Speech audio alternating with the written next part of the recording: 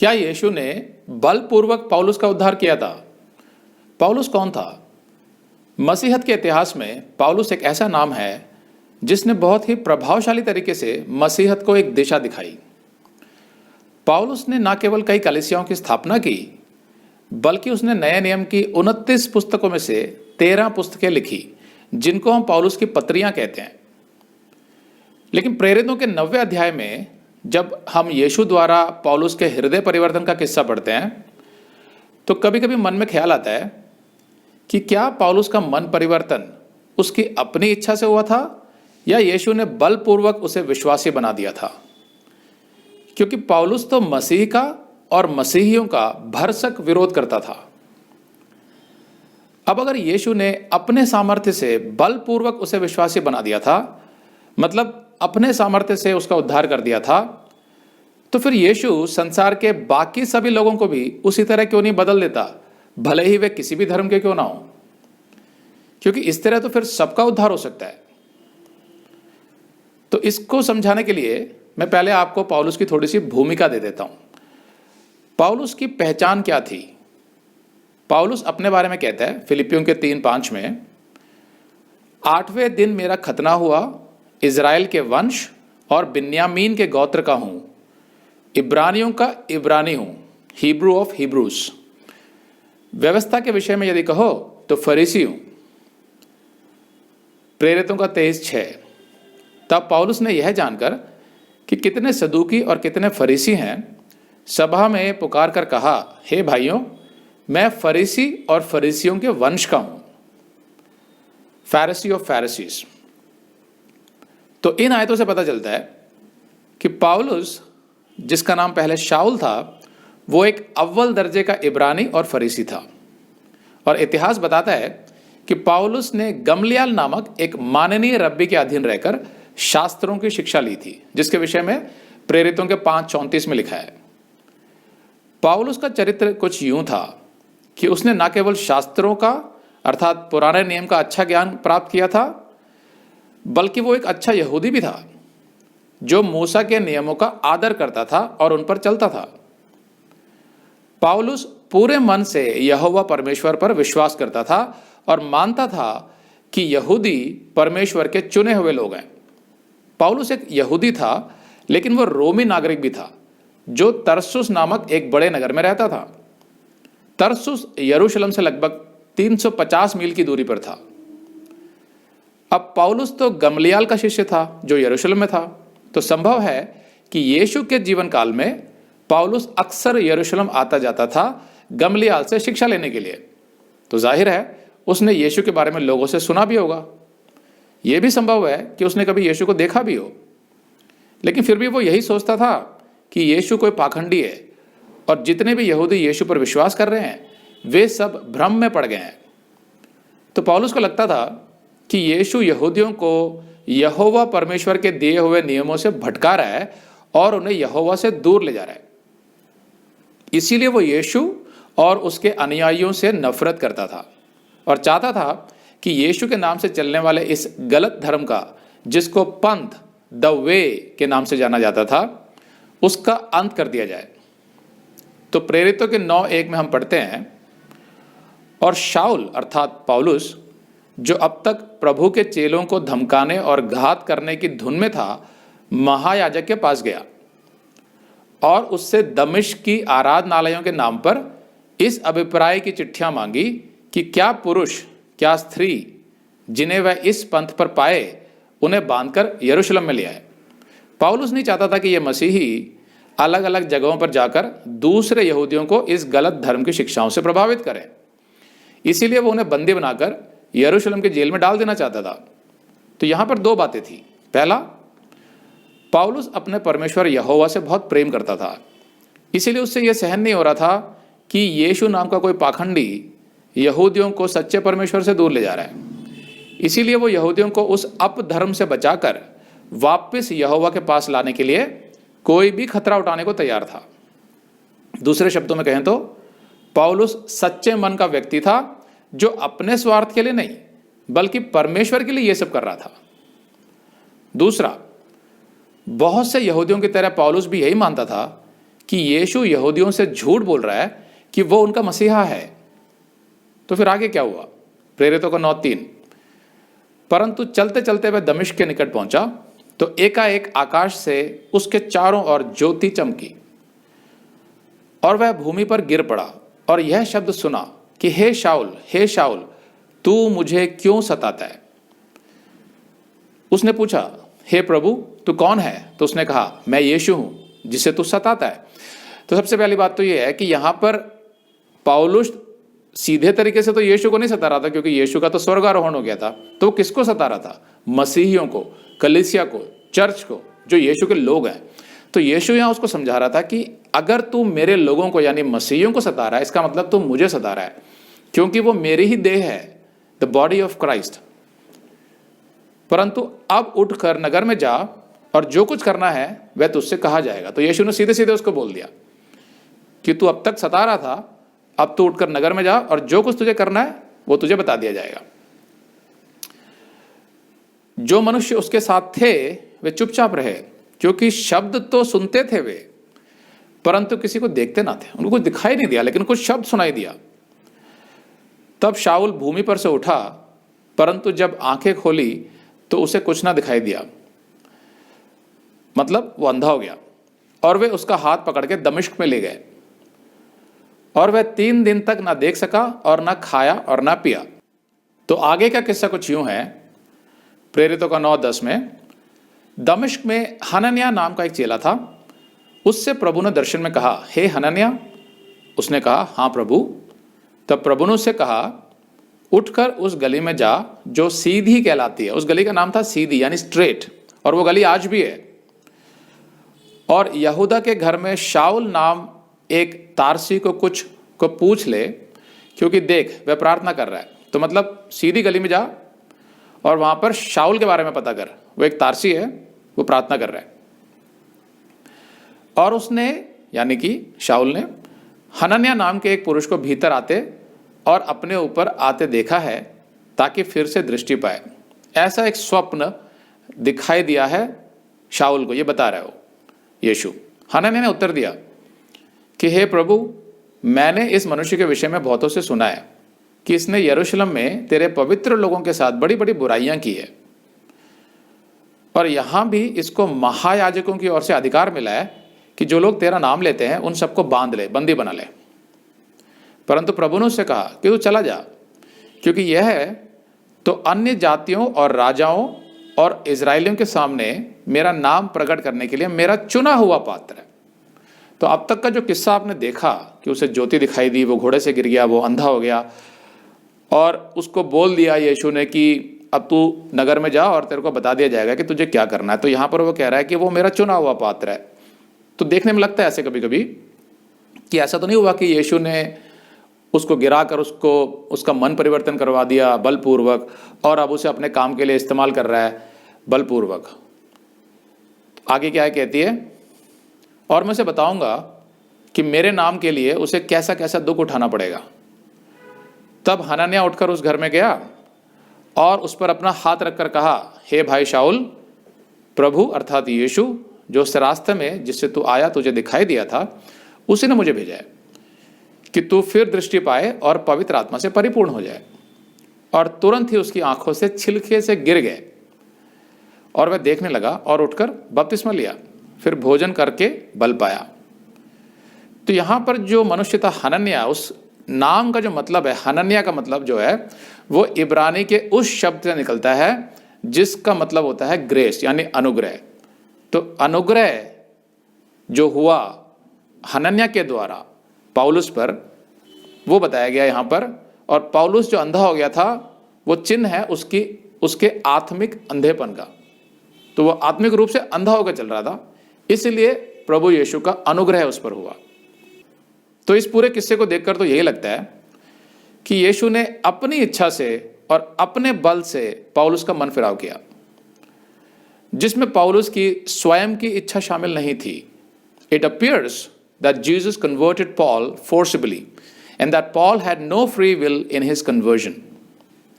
तो यहां पर ऐसा लगता है कि इस तरह तो फिर यीशु संसार के हर मनुष्य का मन फिराव करके उसका उद्धार कर सकता है, तो इसमें स्वयं की इच्छा से चुनने का अधिकार तो कहीं दिखाई नहीं देता। लेकिन इस घटना की एक बात जो प्रेरितों के 9वें अध्याय में नहीं लिखी है, वो प्रेरितों के 26वें अध्याय में लिखी हुई है, जिसमें हमें पौलुस के हृदय परिवर्तन से जुड़ी एक और बात पता चलती है। प्रेरितों के 26वें अध्याय में जब यहूदी पौलुस को दंड दिलाने के लिए उसे पकड़कर राजा अग्रिप्पा के सामने पेश करते हैं, तब पौलुस अपने सफाई में राजा अग्रिप्पा को बताता है कि जिस यीशु का प्रचार वो कर रहा है वो परमेश्वर है। तो पौलुस राजा अग्रिप्पा को अपने हृदय परिवर्तन का किस्सा कुछ यूं सुनाता है। प्रेरितों का 26:14, और जब हम सब भूमि पर गिर पड़े तो मैंने इब्रानी भाषा में मुझसे यह कहते हुए यह शब्द सुना कि हे शाऊल तू मुझे क्यों सताता है? पैने पर लात मारना तेरे लिए कठिन है। तो इस आयत में यह भी है यहां पर, जो 9वें अध्याय में नहीं था। पैने पर लात मारना, इसका मतलब क्या है यहां पर? पैने का अंग्रेजी अनुवाद है प्रिक या goad. Paul, why are you kicking against the prick? तो क्या होता है ये पैना, प्रिक?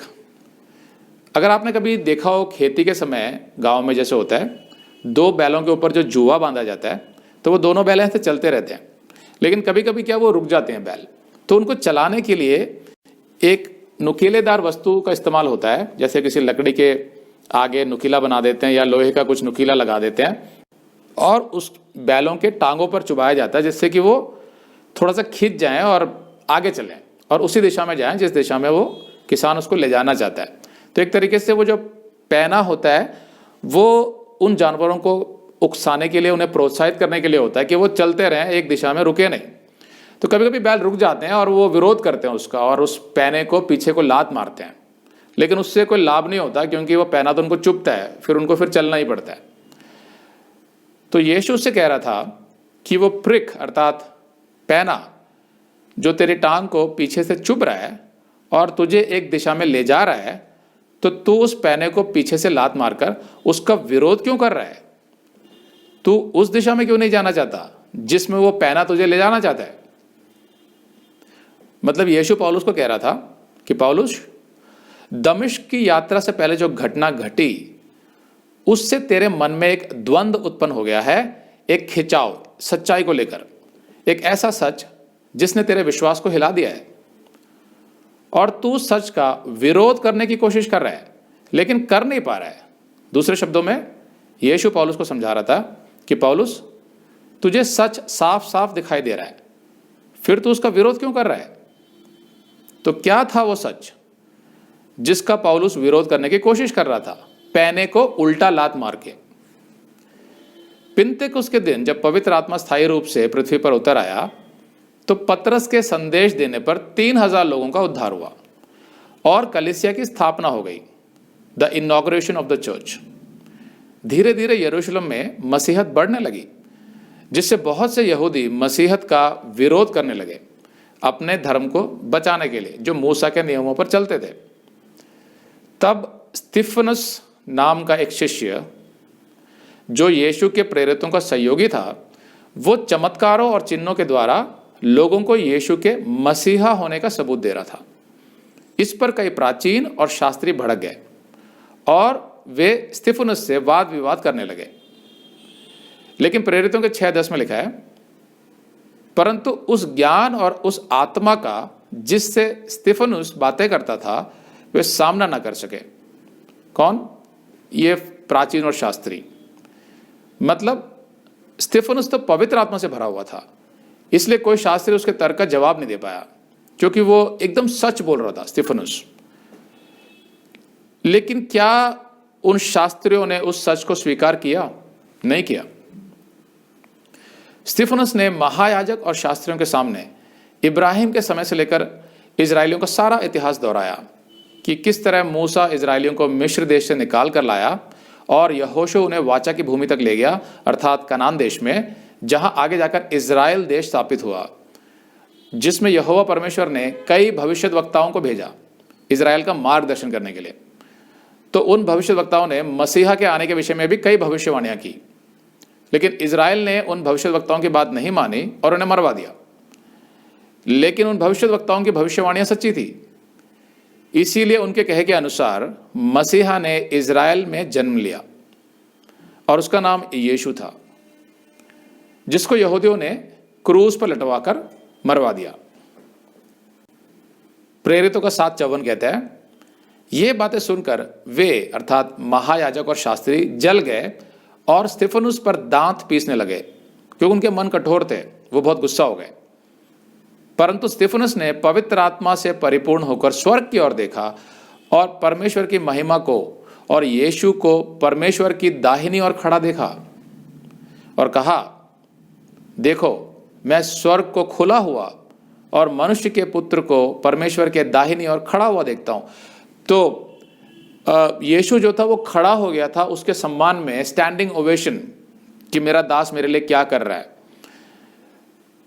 तब उन्होंने बड़े शब्द से चिल्लाकर कान बंद कर लिए यहूदियों ने, और एक चित्त होकर उस पर झपटे और उसे नगर के बाहर निकालकर पत्थरवाह करने लगे, और गवाहों ने अपने कपड़े उतार कर रखे। तो यहां पर जो लिखा है गवाहों ने अपने कपड़े उतार रखे, ये आयत यहां पर पूरी नहीं है, क्योंकि अंग्रेजी अनुवाद में लिखा है, and the witnesses laid down their clothes at a young man's feet whose name was Saul. मतलब गवाहों ने अपने कपड़े एक युवक के कदमों में उतार कर रखे जिसका नाम शाऊल था। यह है पूरी आयत। मतलब स्तिफनुस पर पत्थरवाह करने से पहले उन्होंने अपने कपड़े उतारकर शाऊल के पास रख दिए थे रखवाली करने के लिए। शाऊल जो आगे जाकर पौलुस कहलाने लगा। तो 49वीं आयत में लिखा है, और वे स्तिफनुस को पत्थरवाह करते रहे और वह यह कहकर प्रार्थना करता रहा स्तिफनुस कि हे प्रभु यीशु मेरी आत्मा को ग्रहण कर। फिर घुटने टेकर ऊंचे शब्द से पुकारा, हे प्रभु यह पाप उन पर मत लगा, और यह कहकर सो गया, मतलब मर गया वो। और शाऊल उसके वध में सहमत था। सब कुछ देख रहा था वहां पर शाऊल खड़ा हुआ, और वो वध में सहमत भी था।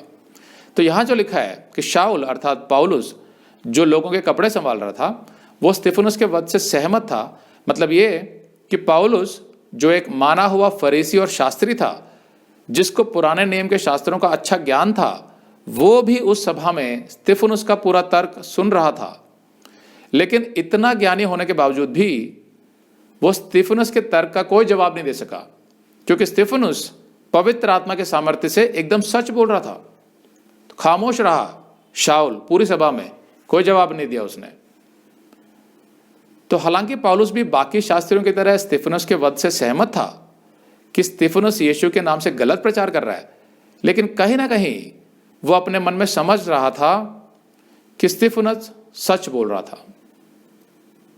खासकर जब स्तिफनुस ने मरने से पहले प्रार्थना की कि हे प्रभु यह पाप उन पर मत लगा, तो कहीं ना कहीं पौलुस का जो हृदय था वो छिद गया था कि उसने ये भी देखा था कि 3000 लोग एक ही संदेश से उद्धार में चले गए थे, और जितनी बातें स्तिफनुस ने बोली वो सब उसके हृदय में छिद गई थी कहीं ना कहीं पर। इसीलिए मन में वो उसका विरोध नहीं कर पाया स्तिफनुस का। तो यही वो घटना थी जिसके विषय में यीशु ने पौलुस से कहा था, जब पौलुस को यीशु एक बहुत बड़ी ज्योति के रूप में दिखाई दिया था दमिश्क के मार्ग पर, जैसे पौलुस ने बताया प्रेरितों के 26:14 में कि पैने पर लात मारना तेरे लिए कठिन है। मतलब यीशु उससे कह रहा था कि हे पौलुस तू जान गया है कि जो कुछ स्तिफनुस ने कहा वो सच है, फिर तू अपने मन में उन बातों का विरोध क्यों कर रहा है? मैं जानता हूं कि तेरा मन बदल गया है और तुझे मेरे मसीहा होने की सच्चाई पर विश्वास हो गया है, फिर तू अपने मन के विरुद्ध क्यों जा रहा है? तेरी भलाई इसी में है कि तू अब उसी दिशा में चल जहां तेरा मन तुझे ले जा रहा है, क्योंकि पैने पर लात मारना तेरे लिए कठिन है। तो आपने देखा कि यीशु ने पौलुस का मन उसकी इच्छा के विरुद्ध बलपूर्वक नहीं बदला था, बल्कि पौलुस का मन स्तिफनुस के तर्क से ही बदल गया था, क्योंकि स्तिफनुस पवित्र आत्मा में बोल रहा था। लेकिन पौलुस का जो इतना पक्का विश्वास था अपने यहूदी धर्म में, वो कहीं ना कहीं उसका अहंकार बन गया था। इसीलिए सच जानने के बाद भी पौलुस अपने अहंकार से उस सच को दबाना चाह रहा था। इसलिए प्रेरितों का 8:1 कहता है, उसी दिन यरूशलेम की कलीसिया पर बड़ा उपद्रव होने लगा और प्रेरितों को छोड़ सबके सब यहूदिया और सामरिया देशों में तितर बितर हो गए, सब भाग गए इधर उधर। कौन कर रहा था ये उपद्रव? शाऊल कलीसिया को उजाड़ रहा था और घर घर घुसकर पुरुषों और स्त्रियों को घसीट घसीट कर बंदी गृह में डालता था। तो सच्चाई जो है कहीं ना कहीं पर पौलुस के हृदय में घुस गई थी, उसके हृदय को छेद दिया था। लेकिन उसको दबाने की कोशिश में पौलुस सताव करने लगा मसीहियों पर। उसको कहीं डर हो गया कि कहीं ना कहीं अगर यीशु ही सच्चा मसीहा निकला तो मैं जो विश्वास करता हूँ वो तो गलत साबित हो जाएगा। इसलिए उस सच को दबाने के लिए उसने ये सब शुरू कर दिया। तो निष्कर्ष क्या निकलता है इससे? पौलुस का मन फिराव उसकी अपनी इच्छा से ही हुआ था, यीशु ने बलपूर्वक नहीं किया था। अब जैसे ही पौलुस ने यीशु की सच्चाई को स्वीकार कर लिया दमिश्क के मार्ग पर, तो उसका उद्धार हो गया, क्योंकि मन तो उसका पहले ही फिर गया था। लेकिन उद्धार होने के बाद उसने क्या किया, यह जानना महत्वपूर्ण है।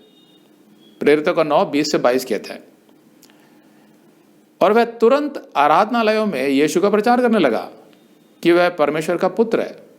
मतलब एक तरफ तो वो कलीसियाओं पर उपद्रव कर रहा था, मसीहियों को बंदीगृह में डाल रहा था, सताव कर रहा था इतनी बुरी तरीके से, लेकिन जैसे ही उसने सच को स्वीकार कर लिया जो उसके मन में पहले ही घुस गया था, लेकिन यीशु से जैसे उसकी मुलाकात हुई दमिश्क के मार्ग पर बहुत बड़ी ज्योति के रूप में, उसने समर्पण कर दिया और उसने कहा प्रभु तू ही सच है। उसके बाद वो तुरंत यीशु का प्रचार करने लगा। कितना बड़ा परिवर्तन एकदम से आया उसमें। और सब सुनने वाले चकित होकर कहने लगे, क्या यह वह व्यक्ति नहीं है जो यरूशलेम में उन्हें जो इस नाम को लेते थे, यानी यीशु का नाम लेते थे, उनका नाश करता था, और यहां भी इसीलिए आया था कि उन्हें बांधकर महायाजकों के पास ले जाए, मसीहियों को बांधकर। परंतु शाऊल अर्थात पौलुस और भी सामर्थी होता गया और इस बात का प्रमाण दे देकर कि मसीह यही है मसीहा, दमिश्क के रहने वाले यहूदियों का मुंह बंद करता रहा। मतलब उन्हीं के विरुद्ध हो गया वो, पहले जिनके साथ था वो।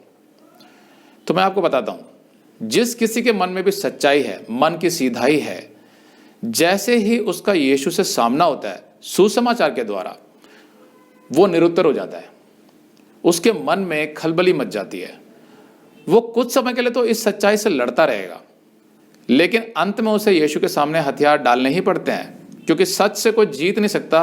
अगर आपके मन में सच्चाई है तो फिर उस मनुष्य के जीवन का सिर्फ एक ही उद्देश्य रह जाता है, यीशु। सिर्फ एक ही मार्ग रह जाता है, यीशु। अगर आप मसीही हैं तो आप अपने जीवन में झांक कर देखिए, आपके साथ भी ऐसा ही हुआ होगा, क्योंकि यीशु ही सच्चाई है। तो अब आपको क्या करना है? वही जो पौलुस ने किया, यीशु के सुसमाचार का प्रचार करना है। यीशु के लिए जीना है और यीशु के लिए ही मरना है, क्योंकि यीशु ने कहा मार्ग और सत्य और जीवन मैं ही हूं। आमीन।